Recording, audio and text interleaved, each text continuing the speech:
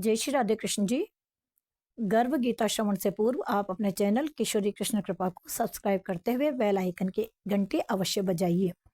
श्री कृष्ण भगवान जी का वचन है कि जो प्राणी इस गर्भ गीता का सद्भावना से विचार मनन करता है सो वह पुरुष फिर गर्भावास में नहीं आता। अर्जुन वाच, हे कृष्ण भगवान, ये प्राणी जो गर्भ के विषय में आता है सो किस दोष को करके आता है? हे प्रभु जी, जब ये जन्मता है तब इसको जरा आदि रोग लगते हैं, फिर मृत्यु होती है। हे स्वामी, ये कौन सा कर्म है जिसके करने से प्राणी जन्म मरण से रहित हो गए?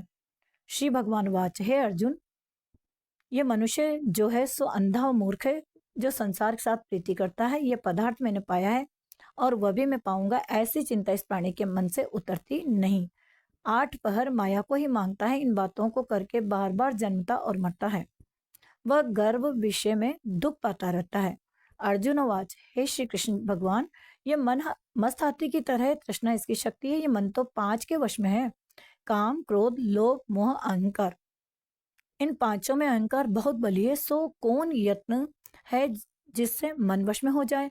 श्री भगवान वाच, हे अर्जुन, यह मन निश्चय ही हाथी की तरह है, तृष्णा इसकी शक्ति है, मन 5 के वश में है, अहंकार इनमें सर्वश्रेष्ठ है। हे अर्जुन, हाथी जैसे अंकुश कुंडा के वश में होता है, वैसे मन रूपी हाथी को वश में करने के लिए ज्ञान रूपी अंकुश है।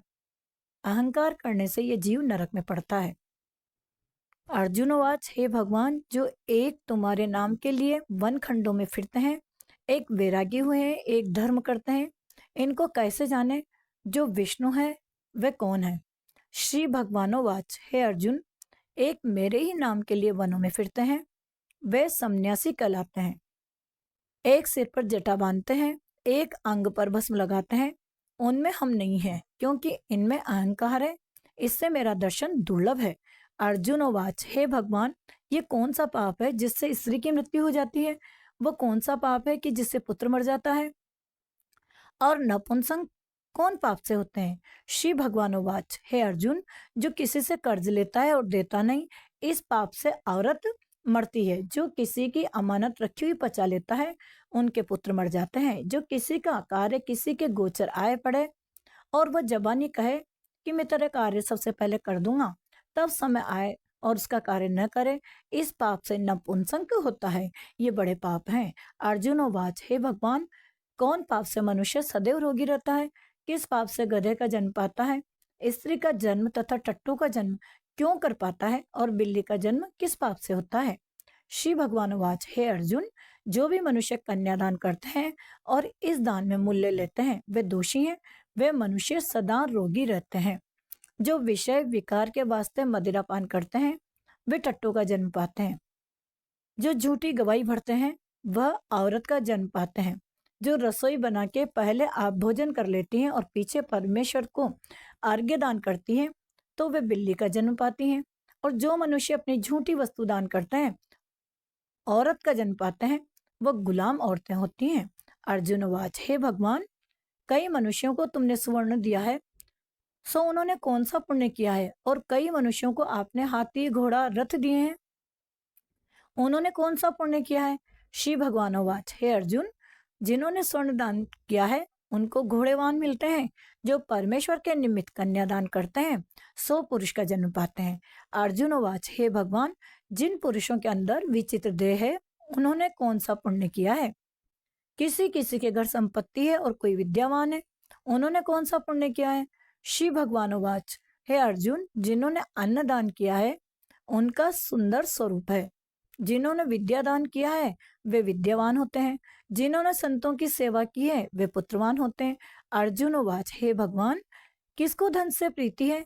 कोई स्त्रियों से प्रीति करते हैं, इसका क्या कारण है? समझा कर कहिए।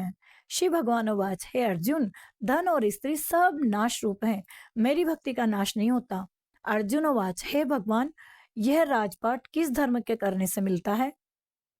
विद्या कौन से धर्म करने से मिलती है? श्री भगवान वाच, हे अर्जुन, प्राणी काशी में निष्काम भक्ति से तप करते हुए देह त्यागते हैं, वे राजा होते हैं। और जो गुरु की सेवा करते हैं सो विद्यावान होते हैं।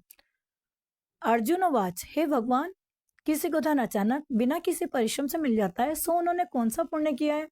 श्री भगवान वाच, हे अर्जुन, जिन्होंने गुप्त दान किया है उनको धन अचानक मिलता है। जिसमें ने परमेश्वर का कार्य और पराया कार्य समारा है, वह मनुष्य रोग से रहित होते हैं। अर्जुन उवाच, हे भगवान, कौन पाप से अम्लीय होते हैं और कौन पाप से गूंगे होते हैं और कौन पाप से कुष्ठी होते हैं?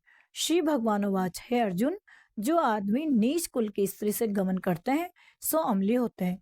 जो गुरु से विद्या पढ़कर मुकर जाते हैं सो गूंगे होते हैं। जिन्होंने गोघात किया है वे कुष्ठी होते हैं।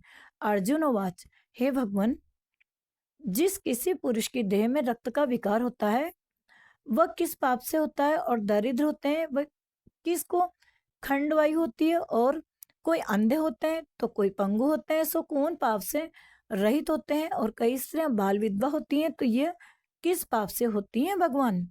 श्री भगवान अवाच, हे अर्जुन, जो सदा क्रोधवान रहते हैं उन्हें रक्त विकार होता है। जो मलिन रहते हैं वे सदा दरिद्री होते हैं। जो कुकर्मी ब्राह्मण को दान देते हैं उन्हें खंडवायु होती है।